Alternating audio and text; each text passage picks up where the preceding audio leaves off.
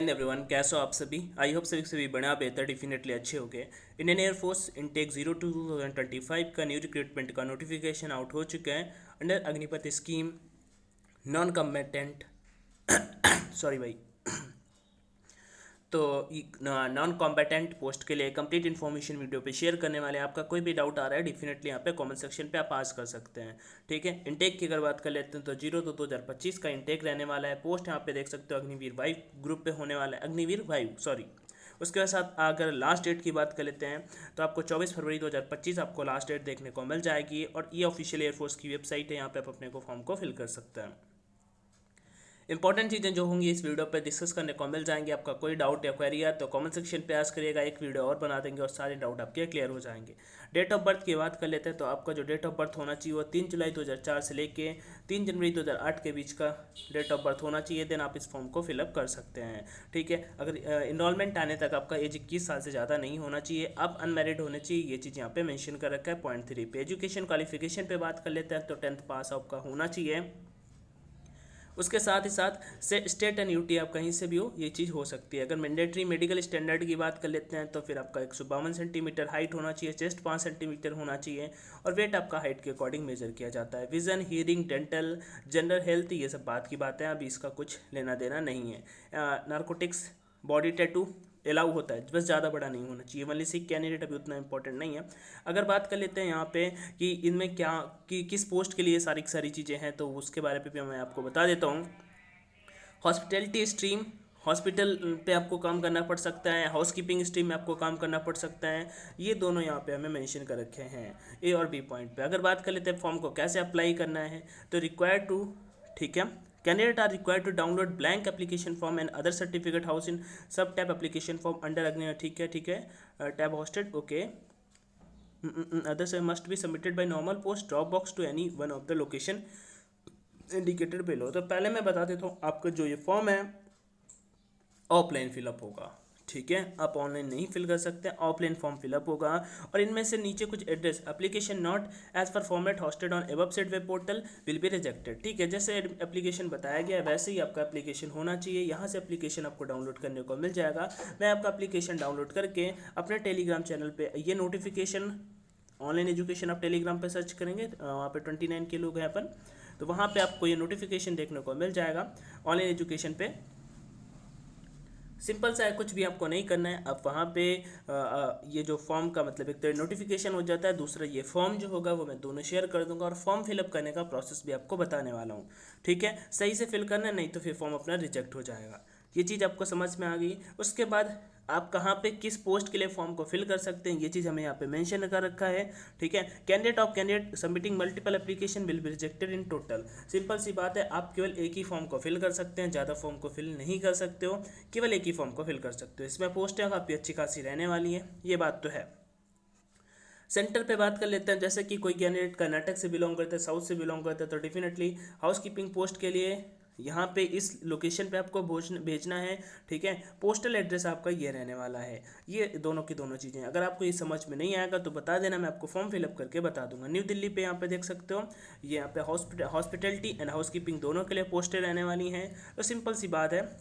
ठीक है, पुणे, थाने, और ये आपका उसके बाद वडोदरा, त्रिवेंद्रम, सुलार, तंजावुर, बेंगलोर, ये आपके सारे के सारे यहाँ पे लोकेशन रहने वाले हैं। पुणे, नासिक, नागपुर, आगरा, बरेली, गोरखपुर, इलाहाबाद, ग्वालियर, नागपुर, बिहटा, नैनीताल, गोरखपुर, प्रयागराज, श्रीनगर, लेह, जम्मू, उधमपुर, पलाम, अम्बाला, आदमपुर, हलवारा, पठानकोट, चंडीगढ़, हिंडन, सरसवा, बठिंडा, उसका सिरसा, नाल, अमृतसर, अवंतपुर, दाल हाउस, कसौली, देहरादून, बसंत नगर, बेंगलुरु, बेंगलोर, थम्बारम, बेलगावी, बीदर, जोराहाट, तेजपुर, हासीमारा, गुवाहाटी, बागडोगरा, सलुआ, सिंगरसी, शिलोंग, पुरेना, दिंजन और ये कार निकोबार के लिए भी भाई पोस्ट है यहाँ पे, ठीक है। तो कोई अप्लाई करना चाहता है तो डेफिनेटली कर सकता है। जिनको यहाँ सबसे निकलना हो, बिल्कुल साउथ इंडिया पे सबसे साउथर्न पॉइंट में जाना हो, तो डेफिनेटली आप इसके लिए भी अप्लाई कर सकते हैं।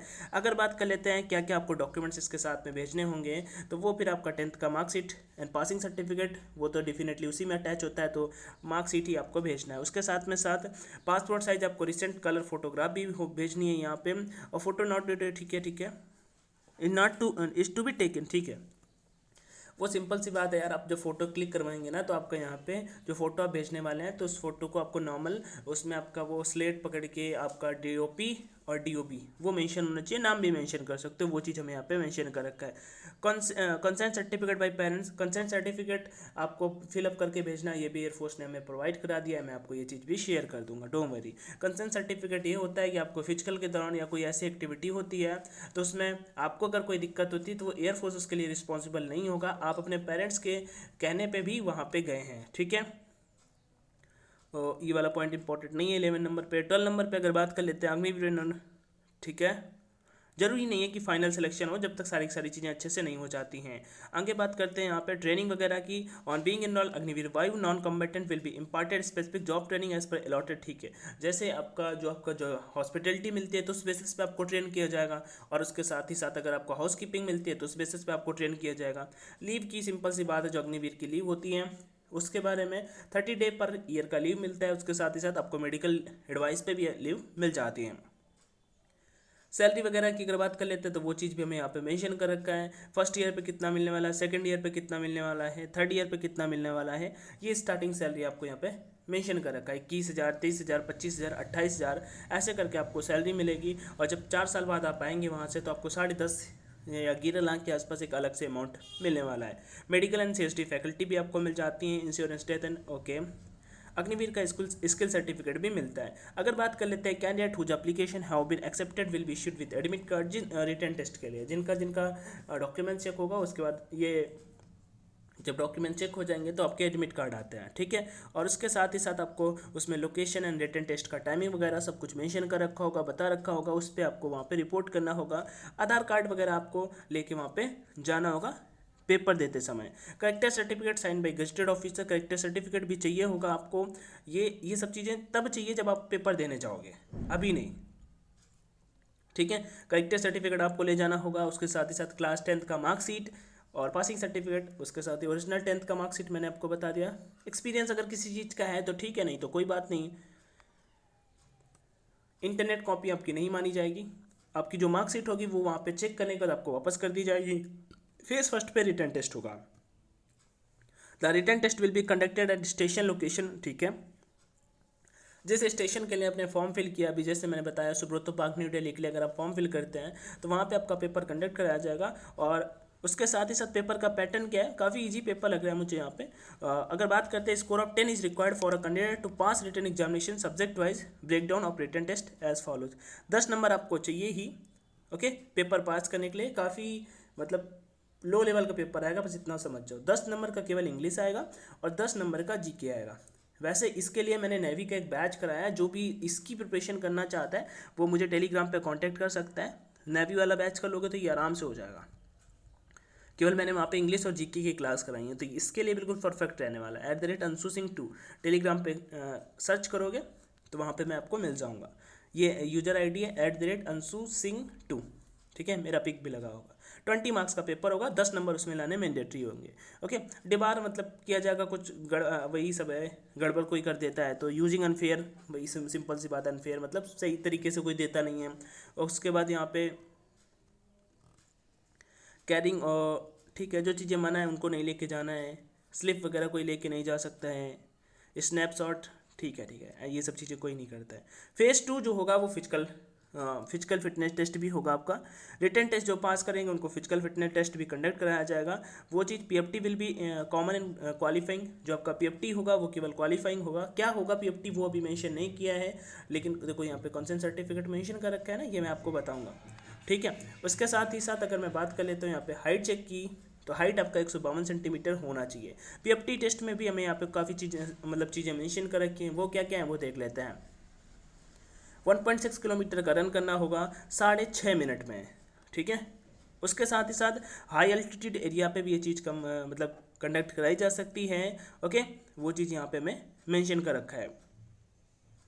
अगर वो सिचुएशन के अकॉर्डिंग कि अगर इतना ऊंचे हुआ तो मतलब ऐसा है ना कि तो वहाँ पे इतना टाइम ज़्यादा दिया जाएगा, एडिशनल 30 सेकंड दिया जाएगा। अगर मतलब 5,000 फीट से अगर ऊपर कहीं पे ये चीज़ कंडक्ट कराई जा रही है तो वहाँ पे फिर 5,000 से 9,000 फीट तक अगर कुछ है तो 30 सेकंड वहाँ पे ज़्यादा मिलेंगे। 9,000 से 12,000 फीट तक ऊपर है तो फिर 120 सेकंड का समय, आपको 2 मिनट का समय और ज़्यादा मिलने वाला है।